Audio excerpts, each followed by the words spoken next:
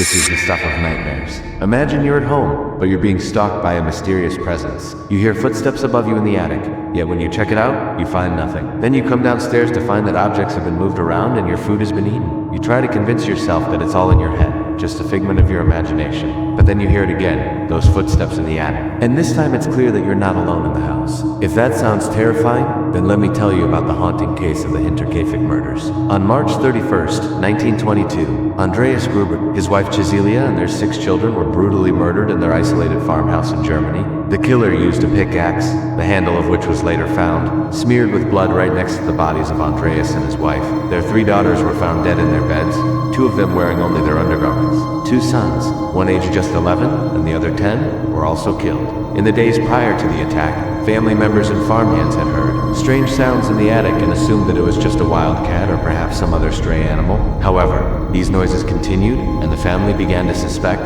that they were not alone. In the days before the murders, objects seemed to move by themselves.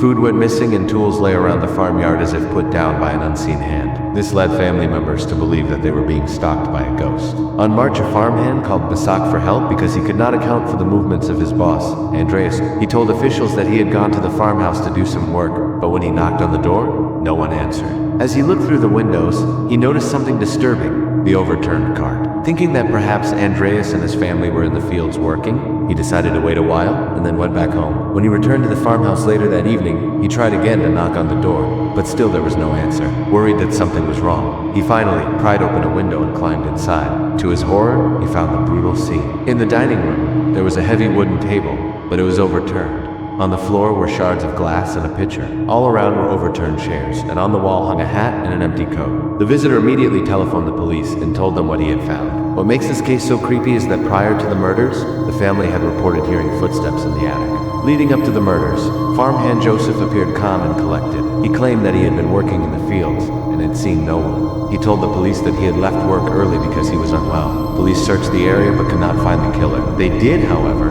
notice a set of tracks left in the mud near the farmhouse, but they were unable to identify whose tracks they were. Over the years, many theories have emerged as to who may have committed the heinous crime. One theory is that a drifter who was known to stay in barns and sheds may have been responsible. Another is that a traveling salesman who stayed in the farmhouse 2 weeks before the murder could be the culprit. There was even speculation that Andreas himself had killed his entire family before taking his own life. But here's the thing, it appears as though the killer may have lived inside their home for days, possibly even after the murders. See, the police never found the murder weapon, but they did find the handle from the pickaxe that was covered in blood. What's more, when they searched the farmhouse, they found a single shoe print in one of the bedrooms. It was a woman's shoe, and it was a size that didn't match any of the women in the family. Whoever this woman was, she had been living in the house for quite some time. Not only did the police find her shoe print in the bedroom, but they also found hairs that were not from any of the family members. What's more, one of the sons had been in the process of getting married, and during the police investigation, it was discovered that he had been corresponding with a woman from a neighboring village. She had been acting strangely since the news of the murders broke and became a person of interest in the case. The police questioned her, but she passed a lie detector test and was released. Perhaps the most terrifying element of the case is that someone might have been living in the attic for months, stalking the family and even interacting with them. But when the police searched the attic, they found nothing. Where this person lived or how they gained access to the attic remains a mystery. What's your take on the case? Let me know in the comments below. And please remember to like and subscribe for more terrifying tales.